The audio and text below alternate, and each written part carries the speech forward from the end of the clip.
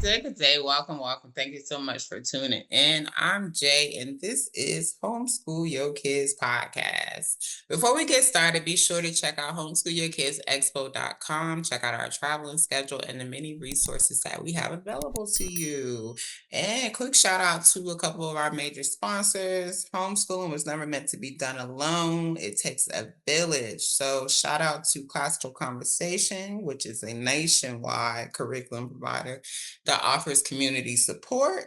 Um, and Basecamp is an amazing free app that encourages community building. So check both of them out because they are definitely mission to ensure you are not doing this alone. And today we have with us Mike. Mike, introduce yourself. I'm Michael Clay. I am a multimedia visual storyteller. Um, what that entails is photography, videography. I'm a teaching artist, and I recently developed a creative writing board game called Story Driven. Oh yeah, so much. So much. You're doing a lot. Yeah. So okay, let's talk about the journey to story driven because I saw people buying it, like I seen it, like my my budget be budgeting, so we didn't cop one, but we'll swing the we'll spin the block. But how did we get there? How did we get to story driven? Um, let's see. I say 2009, really. I was volunteering in my mom's classroom. My mom's a first grade teacher. And so with my volunteering, I would see different things, analyze the kids, observe what they were doing, and then give suggestions to my mom. And she would tell me, this is when I didn't know about like how much, teachers were going through. I say, hey, mom, if she'd be on a break, I say, oh, mom, you should work on this, this, and this. And you could probably do this. And she says, you do it. And so that started my journey to to start teaching. So when I would go in my mom's class, I'll come with ideas. She said, yeah, that's good. And as I was teaching the kids, she would say, you're working on motor skills, you're working on this, you're working on that. And so from there, that started my journey. Um, I would volunteer for PTAs. Me and my wife, we don't have kids. I say every time that I'm an uncle to many. Um, Right. and so I just help out in the community. I've been doing that for so many years. My hometown is Willingboro, New Jersey, and so I would just always, put myself in places where I could help kids, where I could help families. If I could help in any way, I would.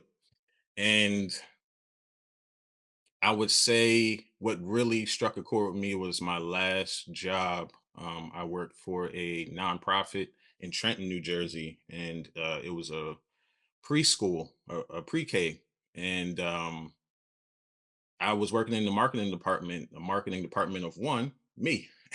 And one of my Mm. clauses to my boss was, "Hey, once I'm done my work, which wasn't a lot of work, I want to go to the other side and help, the teachers and get to know them and see how I can invest time." And from there, just learning so much, like hands on again, but still from afar, just helping anyway, like helping different families. It was like language barriers, didn't understand, so I would create videos for them. Like teachers would come up to me, hey, Mr. Mike, can you he's not really understanding what I'm saying, maybe you could create a video for him. Yeah, I got it. And this is for a project to help his son. I think his son's name was Edwin. And I'm gonna say at the time that's what his name was.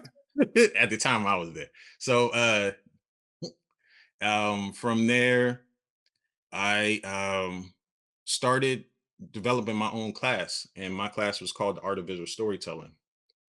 That class is creative writing, film production, and English language arts in the classroom. And so I started doing that in 2018. And from 2018 on to the pandemic, when I got kicked out of the class, 2020 is when I developed my game. And my game is a spitting image in board game form of my class. Oh, wow. Okay, so you went and volunteered in these spaces and then said, I'm gonna create a class, and you started teaching this class just like boom. Who Yeah. gave you free range like this? Just because People, your mother had connection or because you built these connections? you can ask my mom. My mom even said it a couple of days ago. She says, more people in Willingboro than me. I know a lot of people. Nice. It's just Nice. I just connect with a lot of people because I like helping. So they just gave me opportunities.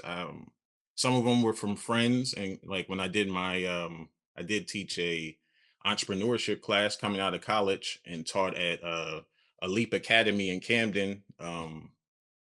Where I taught 11th and 12th graders entrepreneurship. I didn't really know so much, but I knew something. So just having something gave me the opportunity to help somebody who doesn't know a lot of much of anything. So that's how I took it. It's like I have something. I am not up there, but I have Mhm. something that I can give you. And that's how I started. It was just ball rolling, ball rolling. It was like I do this. Oh, I can help you with this. Oh, we could pay you for this. Even better. So I go in and I just do stuff. And I just went to the PTAs. The first PTA was my mom's because the teachers and the principals, they knew me. So I would just walk into the school. You can't do that no more. But back then, I just walk into the Get school tackled. and I say, I got to sign in. They say, nah, just go. And then I just go and I'll be helping my mom or I help another one of her teacher friends doing whatever, whether it's putting up stuff on the poster, like poster board in the front to like, hey, you need help with the classroom with something. And the kids talk to me all the time about their issues because they didn't know that was my mom. Mm. So I got to learn So they be even. talking about your mom? Nah, they never Oh, did. just You talking about know their what? I'm talking not lying. about No, their I'm lying. personal issue. Yeah, they kind of did. They're like, yeah, Miss Clay, she's doing this and this. And I'm like, yeah, tell me more.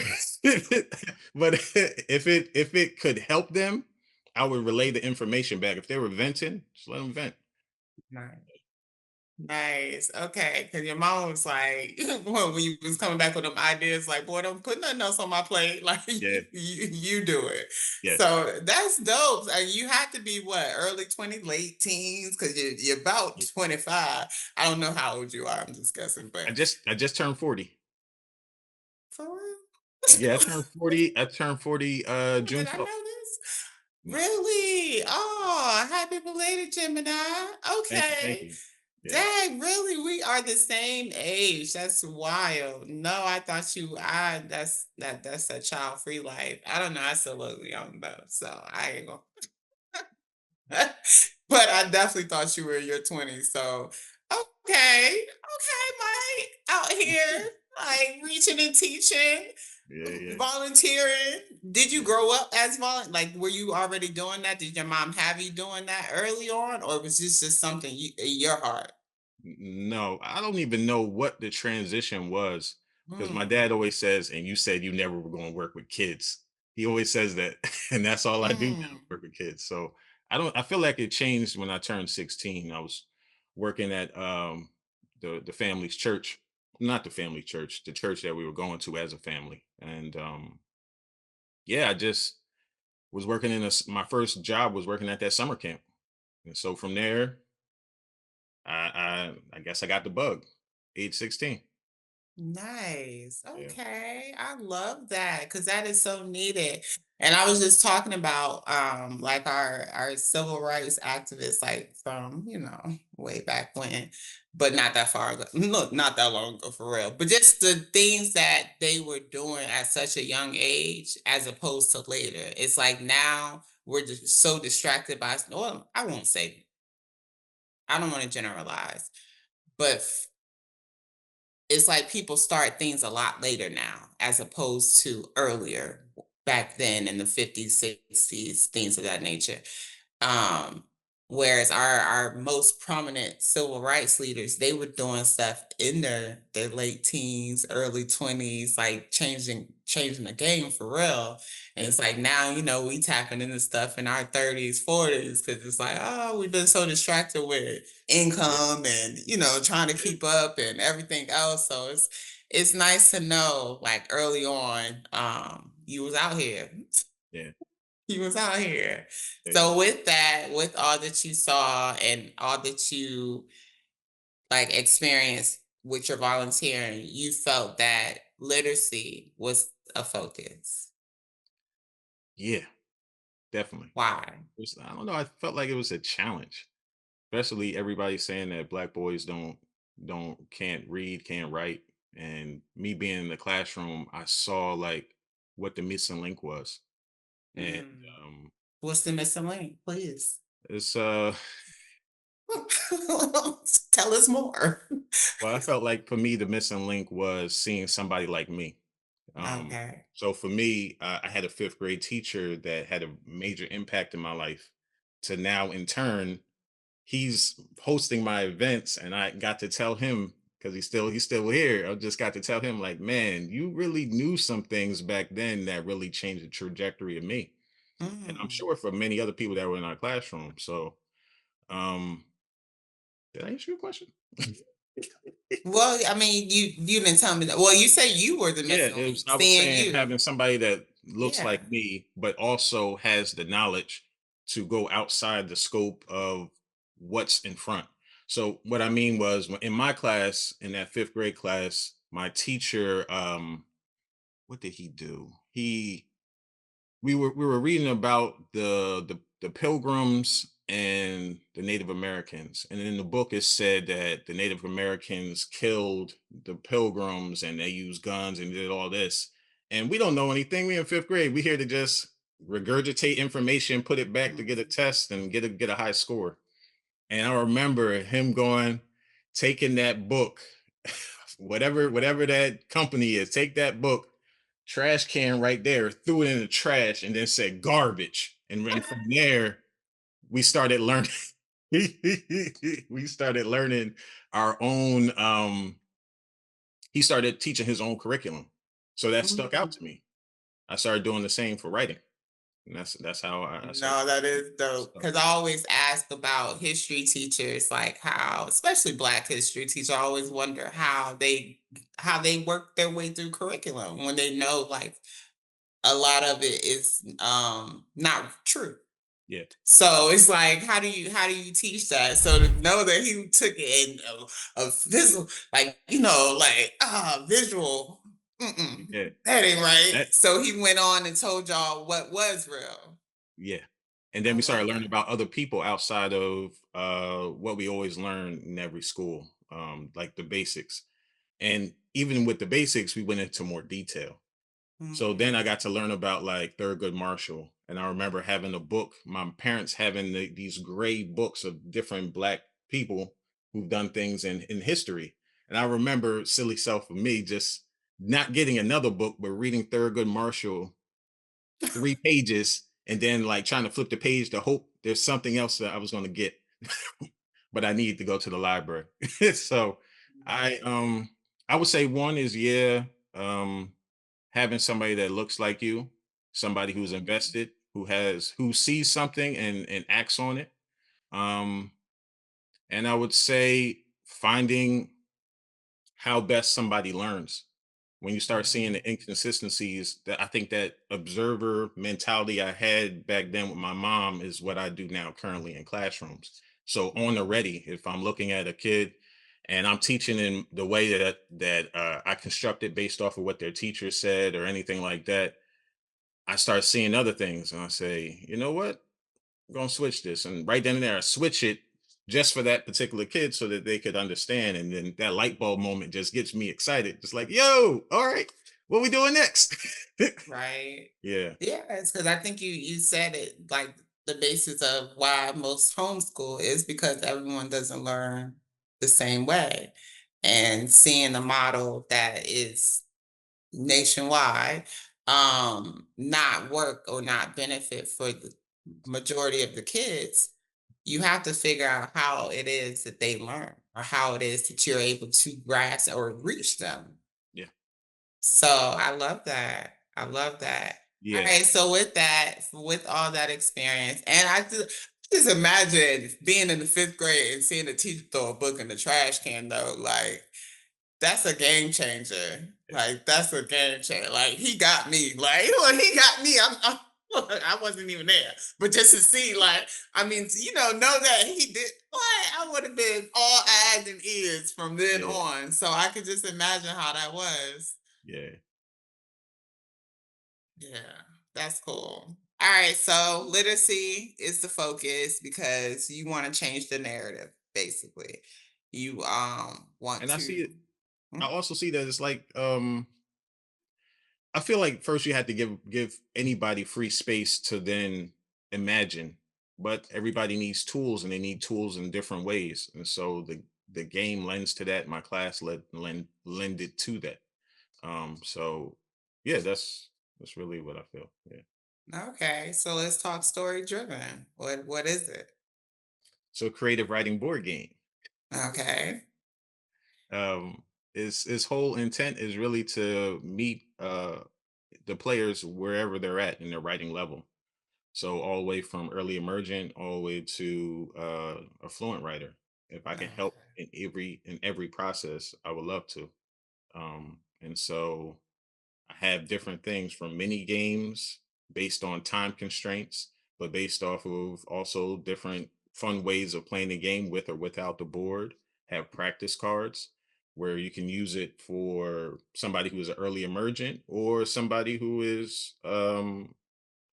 I see it both ways. You can use it in and out because there's you can use vocabulary words are in the practice cards. There's opportunities for people who are working in speech pathology to use it. I've seen counselors use the game and using the mini games without using the board, and then I've seen people use the full on board.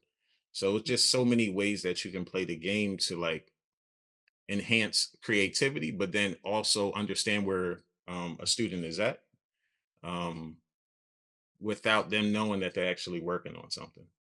They're just having Right. Is fun. it a game to be won? Is it like Yeah. you win? Oh, okay. You do win, but it's really the challenge is between you and you. It's not Okay. the challenge of, I mean, you see people going along the board in front of you. If that feels like that's competition, that's the only competition you get. Really, it's about you picking up that pencil. And I always say, the fir- just you picking up the pencil, you're already a winner because they say you're scared to do it. So once you do it, you've already won in my eyes. So from there, I have full reign to ask you more questions. Like, hey, let's talk about this, or whatever. Um, yeah, that's it. It's Okay. So you are writing throughout the game. yes, You end the game with a story? yep. By the end, you get a story, and it's a jury of your peers. They are determining whether you have all the parts of your story. So you have to read your story. So it's the Okay. oral component, and then it's also a written component. Um, and if you don't have all the parts of the storyline, exposition all the way to resolution, you got and whatever else you may have landed on the board, you have to go back to the drawing board and continue to write while somebody else has a chance. So if that's maybe the other side of competing with other people. Competition. Yeah. Yeah. I've had other people where I played with adults and I was playing with a friend and this is during prototype stage and we're playing the game. He's like, oh man, I see how much you had on the paper. I said, yeah. I said, but my pen is running now. You got another pen? We at his house. He said, yeah. He said, I need a pen too. He goes and he gets the pen. Now he's sitting down and he's still writing. And I'm like, hey yo, man, where's the pen? Give me the pen. So he's like, yeah, I was trying to get ahead. So that's the only thing. But outside of that, it's you're really competing against yourself. Nice. Okay. And so I know you said it's skill based as far as early emergent to highly skilled writers. Is it age? Like, is it for all ages? I believe it's for I put there on the game. I say it's for ages 6 and up, but I Okay. would say that's where practice cards or wherever their writing level is. My nephews were the first that age range, 6 years old, who played the game, Mhm. and they actually gave me ideas to help improve the game. That Nice. same game. Um, um, I guess I'll talk about it. So what they did was I have a writing pad that comes with the game. Well, my one nephew, he said, I don't feel like writing. I said, I feel like drawing. I said, all right, then Okay. you draw. Whatever, draw. So he was drawing on the lines, and that just made me think, like, all right, let's just make on the opposite side where it's blank. So you have the option in the game whether you draw or you write. So whatever level you're at, you have the option to still participate. And then there's other ways in the game where and one of the practice cards is called story time. You could have a parent or guardian listen to your story and write it for you. because this game is a learning, enrichment, and assessment tool, they can now assess it. A teacher can assess it. A parent could assess it. Whoever is there to write the rest of the story out for them um, can assess where their child is at. Yeah. So it's even a way to see progression, like see where, like you said, where your child is as opposed to a formal test. You can play the game. Yeah. I like that. I Yeah. like that a lot because parents do be looking for ways to assess their children without testing them per se. So that's cool. All right. And so, okay, are there storylines giving, or are they like, are there words that are sparking like their interest as far as like how does the writing start? Like, how? Yes. Oh, so you're given the tools. So the tools are the storyline, and then you're Okay. also given genre cards. So you pick from a number of genres that's on there by picking up from the pile. And say you have action or you have adventure, you're writing an action story, and you have the storyline card that tells you the exposition is finding the characters, the conflict, your setting, and it's helping you through it. All right. I know what I need to do. Okay, I need to do this part. Now, however you write it, however you tell it, that's on you. I never wanted to make it where it was so like stringent and rigid. Just like, Mhm. just write. Have fun doing it. These are the things you need to do, even if you write one lines. I don't care. You did it. Now we can build on those one lines next time. It's totally up to them. Yeah. And it's based off the plot diagram. So the rising, the climax. Yeah. Fall Yeah. connection. Yep. Yeah. Nice. I like it. Okay. So this is just one thing though, because you do a lot. I ventured on your website, when we first met, you was like, yeah, I was on the news, like my photographs was on the news. And I'm like, I didn't know. I didn't. But now I do because I told you I took the time to sit there and like looked at your website. I looked at those links at the bottom of your email. So I got a little familiar with some of the things that you have done. Talk about some more things that you are into and services that you provide.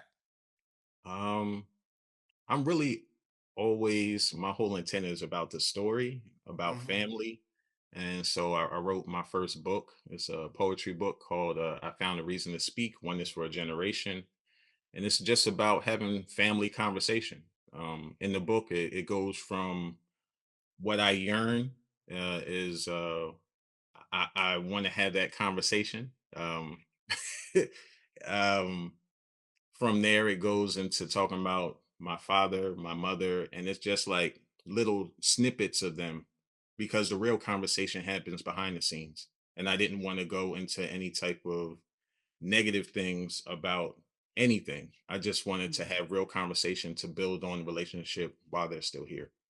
And the next, then, so it goes from mother, father, children. We're all children.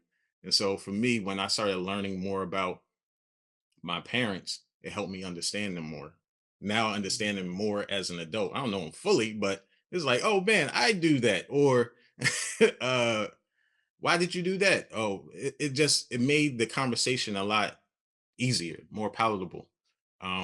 And then yeah, so it goes to there to like why I found a reason to speak to um eventually getting into my family and learn about my family history. So I have one called On the Gary, which is actually a little mini documentary I did for my family in Mississippi. We traveled to Mississippi, and me and my wife have been doing it for a long time, surprising my grandma on her birthday or just surprising her in general. And so this last one, I wanted to learn about my great grandparents. And On the Gary is on the porch. And I never heard of Okay. On the Gary before until my aunt. No, because I thought Indiana when you said it. I just was like, oh, got roots in Indiana too? Okay. But No. yeah, okay, on the Gary. Yeah, yeah. So I just It's the learned about On the porch. Gary. We just had conversation about it. We were sitting on the porch, an old porch that was now built in, so it became the living room. So we're talking on multiple Garys in Mississippi at my grandma's house, my aunt's house, multiple aunts' house. I got to meet my uncle for the first time. He was 94. Crazy. Oh wow. Crazy. And this is all the whole point of that story or that documentary was to find that land. So I was Mm. asking my dad, he didn't know. He is the family that side of the family is from Mississippi. And he said, I don't know. I was so me and my wife were doing family history project. And I said, Yo, Dad, I found the address. He said, You found the address? I said, I'm going. My grandma, she comes from that time. It hurts. So I did like family history with her as well, a part of the project, learning her story. So she didn't want to go. I said, That's fine. I'm still going. Mm. So we're going, and before we're about to leave out, my aunt Rosalie, she she says, "Let's go, round them up." And we all went, multiple cars, driving through Bolton all the way to yeah, we were in Bolton. And we went to Lloyd Gaddis Farms. And I remember my aunt Alibi saying, "Far as the eye can see." And I had a drone and you could see all that land that he owned. My great grandfather was a sharecropper. Mm. So my grandmother talked about with him not being able to read that every year Lloyd Gaddis would say, "Still didn't make it. You still didn't make it." So he can never get out of that hole. Uh, Mm. so on the Gary is I added a little twist to it because at the end of the day, it's really on the Gary means on the porch. But to me, on the Gary means on the porch having those real important conversations. So Yes. I did that's one of the poems. And then the last poem is called Autonomy. And that's focused on how I see myself and view myself in the world. And Mm. me coming out of um the turmoil, the triumphs, all those things, fear, success, all those things, all different types of fears that's all behind me or in front of me or in me right now, how I'm still going to push forward. Kind of like what your book says. Without saying it that way. Look at here now. Okay. Yes. No. Right. Like, Yeah. keep going. But Yes. it's also a workbook too. So then right at the end, it's you telling your family history, and then I give you like starter questions to start asking your family, and then also what's your story? After you gather all that information, what is your story? Now, what's just That's I love that because I'm in a space now where that is what I'm trying to learn me, like learn my history, but I haven't gone as far as you, like you finding land and sharecropping. Like I see, I'm not there because first of all, my grandparents passed when I was young, like young, and my mom is real like kept like she don't want to like she don't share but so much like you got to drag stuff out of her and it's real hard to find out things and I just met my biological father when I was 36 and I ain't talked to him since I was 37. So that's why I was telling you about why what brought me to Mississippi was learning from my brother. We shared same dad, learning from him about roots and learning names as far as grandparents go on that side. Because for whatever reason, and I don't know if it's beef between my mama and my dad's mama, but she won't talk to me. Like I can't get her to talk to me, and I know she is the key to like just finding out so much because when I did meet my dad, they talked about how much I look like her and she's like a little revolutionary, like she got a little spark to her. So I'm like, yo, I want to meet her, but that woman will not answer my call. She won't return an email, inbox. I don't look slid in her DMs and everything. That woman would not talk to me, and I'm like, yo, I don't know what in the world that woman did to you, but I ain't got nothing to do with it. So can yeah. we but I really want to learn me. So that's dope because you really did like the genealogy work of like Yeah. learning. Like I know my roots. Yeah, it's really my wife though. She started it. It wasn't. Okay. She was doing stuff behind the scenes and I had no idea. And then one day I was like, you know what? I want to learn my family history. And she just came in and gave me this big binder. And I said, "What's Mm. this?" And she said, "I've been doing it for years." And Really? Oh, yeah, she's so dope. I knew it. I knew it when I met her. I knew. Tell her. Look, Tell her I get her some snaps, honey, because that is awesome. Because that's something to give your children. Like we spend so much time, I feel like, especially Black people, spend so much time trying to figure us out because Yeah, so much of our history has been stripped from us that we don't really know much yeah, about ourselves. And Black people the most don't talk, don't ask, don't say, don't tell type of individuals that it's like, oh my gosh, pulling teeth when you trying to get information. And then like I said, especially when our elders are dying younger, you had your uncle at 94. So it's like, no, you got some elder like that is I man, I could sit and listen to elders talk forever me because they too. was there. Like what Yeah. you talking about with your great granddad with the sharecropping. I'm reading Okay.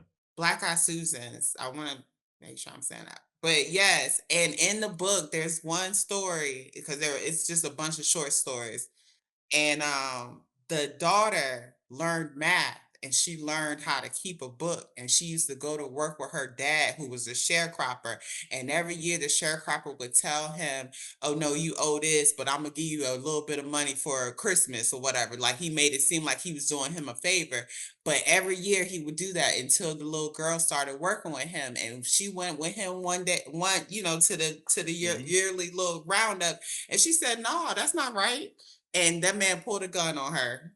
Mm, He pulled a gun on her. But it was just so wild. It's so wild to hear you say, like, he was saying, I'm like, oh my gosh, that is literally history, like real life history. And I love that. I love that you got the experience. I love that you know that that is so yeah, awesome. yeah. Like a That's little cool. hype, a little slight hype.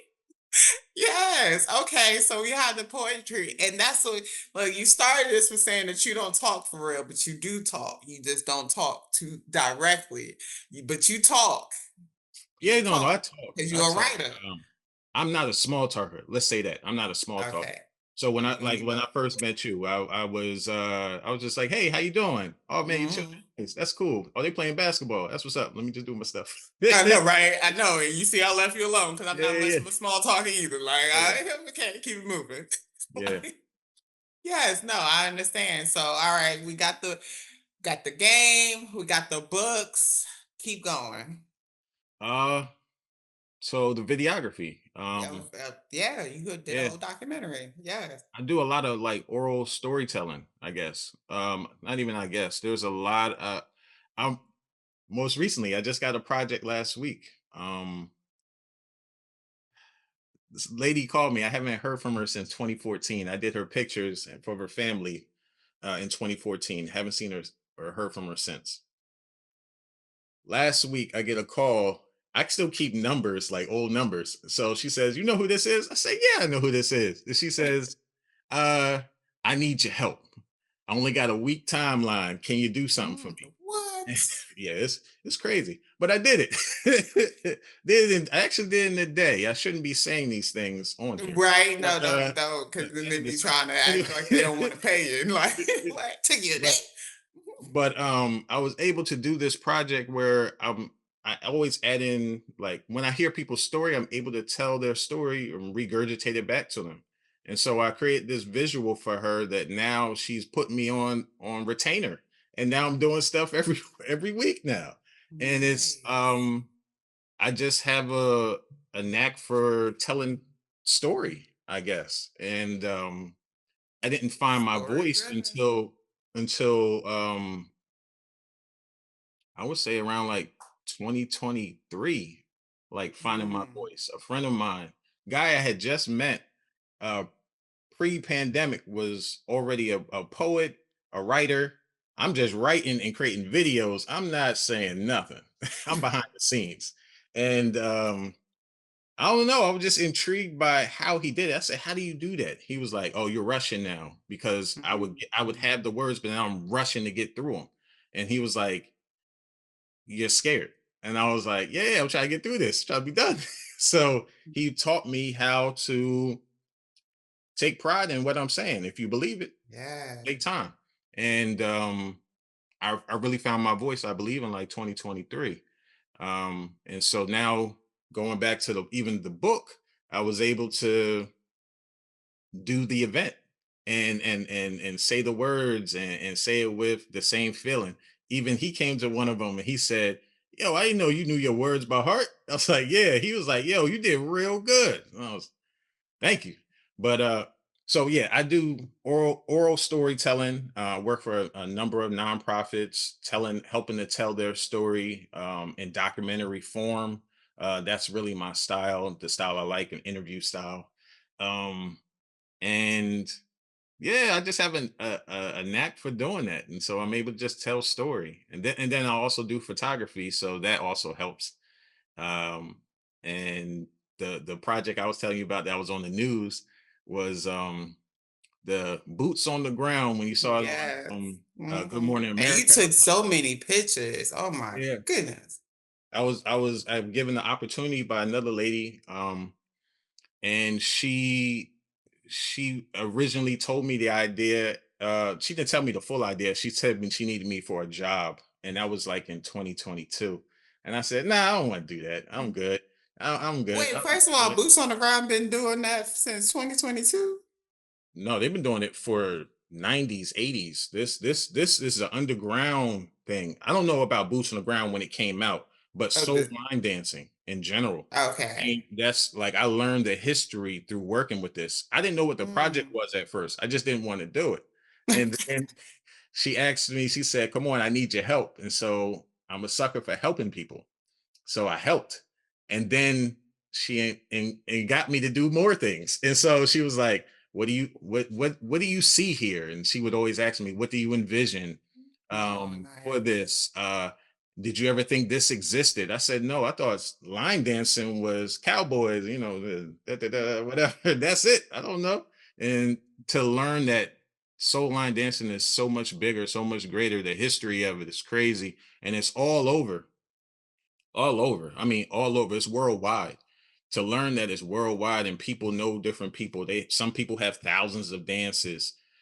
Even the lady who put me onto it, she has multiple dances that she created, but she can't remember them. But she created some. But it's just like it's Whole really time I cool. know cha cha and keep it shuffle. That's all I got. That's all. Yeah, That's all I got. yeah, there are so many dances, and just meeting like different people. They're very like family oriented. They want to help you, even to a fault. Like they they they are just helpful, very very helpful. That's all I could say. Nice. And you have to understand that level of help, because even though I'm helpful, there's certain points where I can feel like, all right, this person doesn't want me around them. Just let me Mm. back off. They're like, "Nah, we still gonna hug up on you and we gonna help you." And You gonna take I had this? to learn to like, all right, this is they're not trying to um get me angry. They're just trying to help me. Mm. So it's just been a great ride doing this types of things. But the photography thing was with the soul line dance. It was called Community on the Line, and I got to take a whole bunch of pictures all across from New Jersey, Philadelphia, and Delaware, and meet some amazing people. And so I'm dancing now. I'm getting out of my shell with my fear Mm. of dancing in front of people. Well, And you got the so, boots on the ground. oh, I know boots on the ground. That's What? My girls know it. I don't. I'm serious. All I know is cha cha slide and keep it shuffle. I could wobble when everybody else wobbling, yeah, but yeah, I can't. I couldn't do it. I couldn't show nobody how to wobble. But I could cha cha. I could yeah, cha yeah, cha. yeah. Real direct. Look. There's probably a soul line dance class right going on while you out there in Mississippi. They're Really. everywhere. They're everywhere. Mm. Yeah. Oh, that is so amazing. It sounds like I know you say y'all don't have kids yet, but it sounds like when you do, the village and community that you will have for your kids is going to be tremendous. Yeah. I That is so awesome. Yes. Oh my gosh. Okay.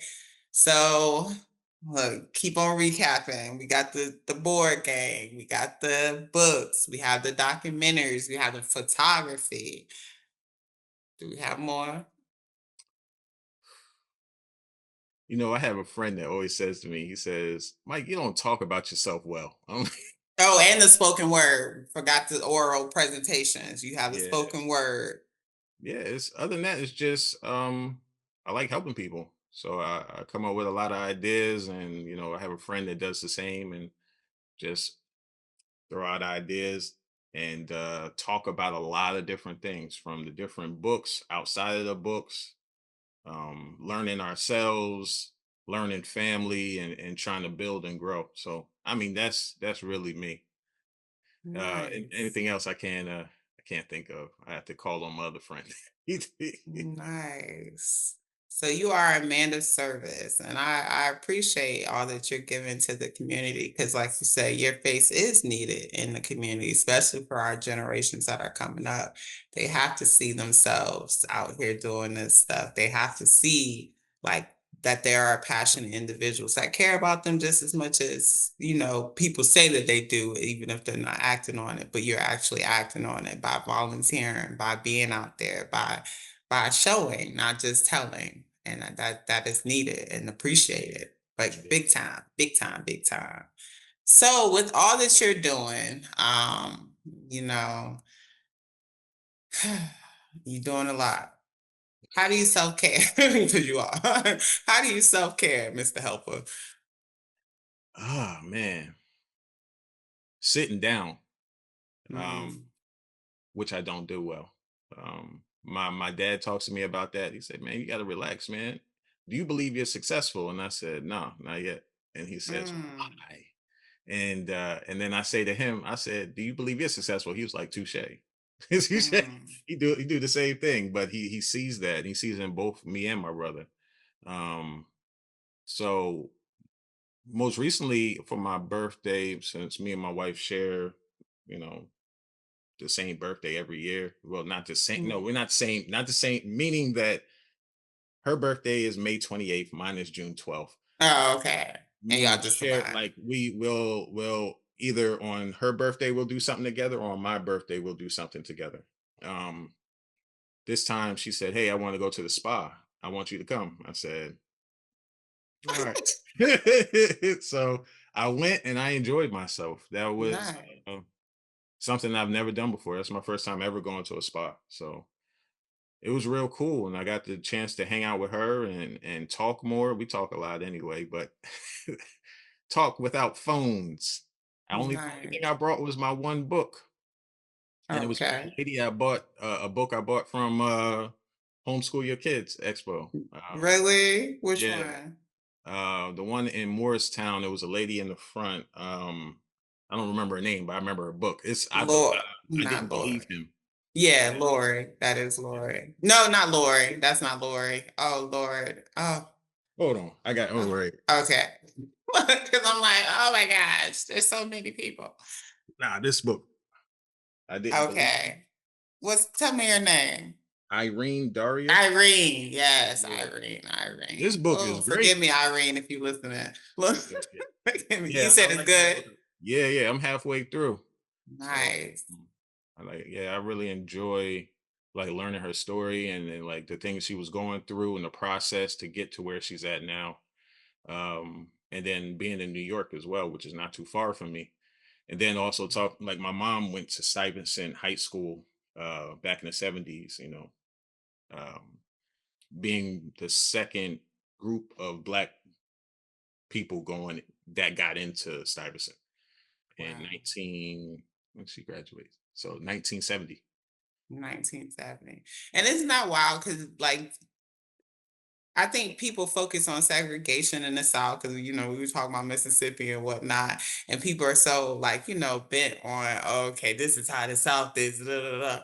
I'm reading a Chicago book right now that I got from where we hosted the expo in Chicago, Burst into Books.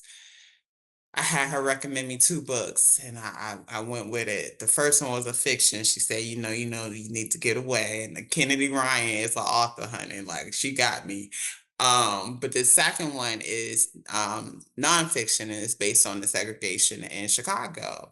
And it's like I feel like people feel like up north was just so forward as far as Yeah. Jim Crow era and all that good stuff. And it's like, no, they still experience the same things. I guess maybe not on extreme cases, maybe like with the Mhm. lynching and everything of that. Like, I don't know. I don't know. But it's just I had it's yeah, not any, I don't think it's any one area that we can say did not experience yeah, history. yeah, Like, yeah, yeah. I right. agree. My wife, her family is like well known in history. Um as her great uncle was an abolitionist that worked with Harriet Tubman. So Mm, it's they have documented history, which is like, and I talk about it in my poetry too. nice. And a poem called Never Easy, which is a poem about me and her. Um, Aw, it doesn't seem like it, but she knows. It is. It definitely is. It's about our journey as people, um, and nice. the things I've learned over time. Um, yeah, yeah, yeah. She comes from a family that has documented history. We got the books all right here. Um, uh, Underground Railroad by Wow. William Still. Her maiden name is Still, so Oh, she wow.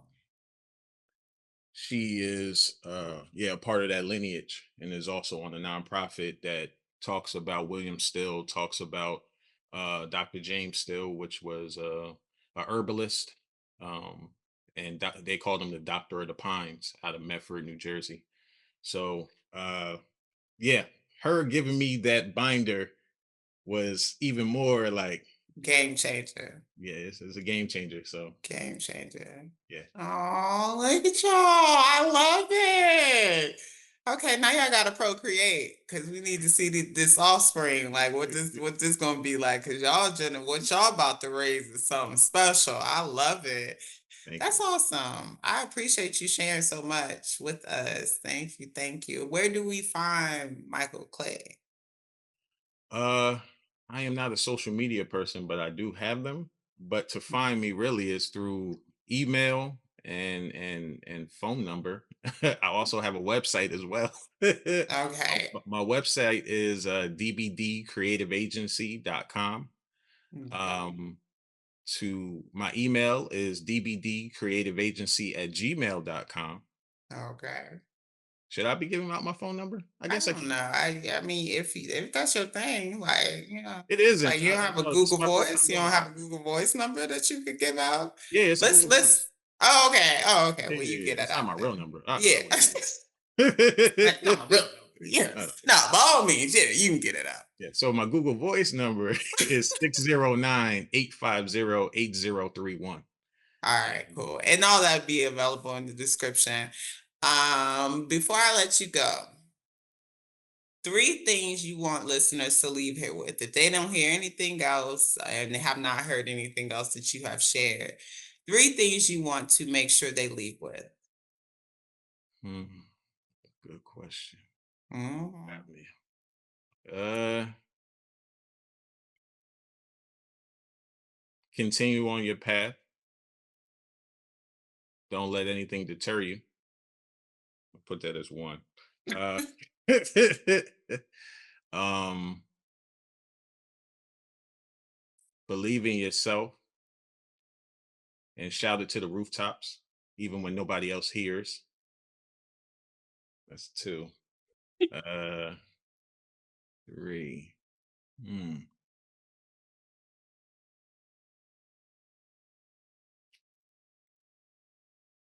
Love yourself. That's all I can say. Love you. Love who you are, and continue to build on yourself as well. Indeed. I'm glad I like that you made it all about that, like yourself, like just about you know, doing you because distractions be distracting, okay? So people got to be reminded, yo, it's about you and bettering you and you keeping going forward no matter what and whoever opposes and whatever else. Like keep it Yeah. moving, because you are needed. You are all a piece to the puzzle. I tell that all Right. the time. We are all a piece to the puzzle. So do you, boo, because we need you. So I appreciate you doing you, Mike. Keep on helping.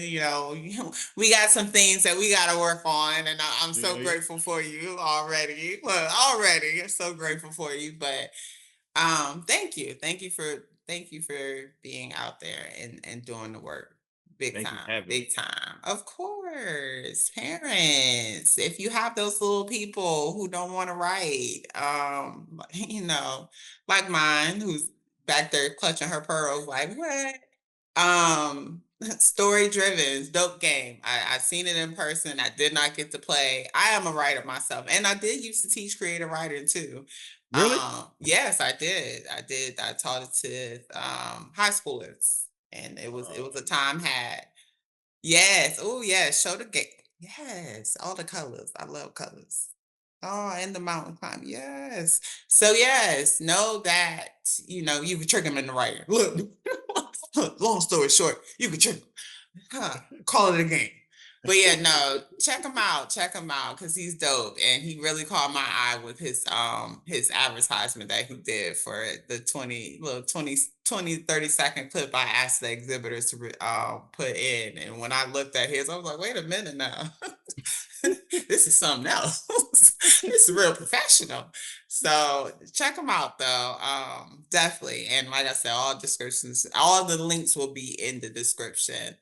And in the meantime, in between time, homeschool your kids.